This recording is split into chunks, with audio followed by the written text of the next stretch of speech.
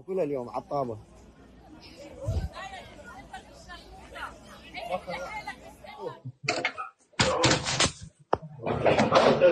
Halo,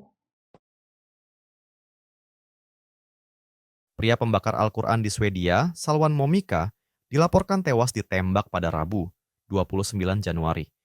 Momika ditembak mati saat sedang siaran live di akun TikTok miliknya.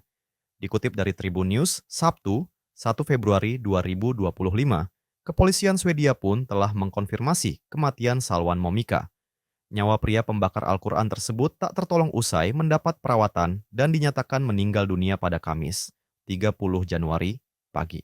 Namun, pada keterangan terpisah, Salwan Momika dikonfirmasi tewas seketika usai ditembak di sebuah apartemen Södertälje, Stockholm, Rabu, 29 Januari, malam.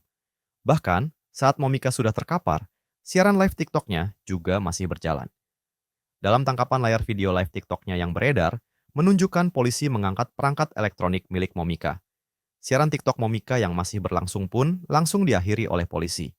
Adapun pelaku penembakan diketahui berhasil masuk ke apartemen Momika melalui atap. Atas kasus ini, 5 orang telah ditangkap oleh kepolisian Swedia untuk dimintai keterangan.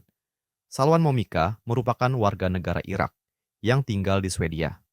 Sosoknya yang juga seorang aktivis memang dikenal sangat kontroversial. Aksi pertamanya ketika membakar Al-Quran terjadi di luar Masjid Stockholm pada Rabu, 28 Juni 2023 silam. Tentunya, aksi penistaan Salwan Momika ini membuat sejumlah negara muslim marah dan mengecam aksinya. كل اليوم عطابة.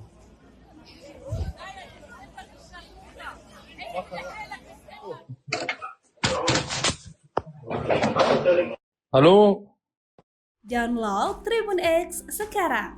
Menghadirkan lokal menjadi Indonesia.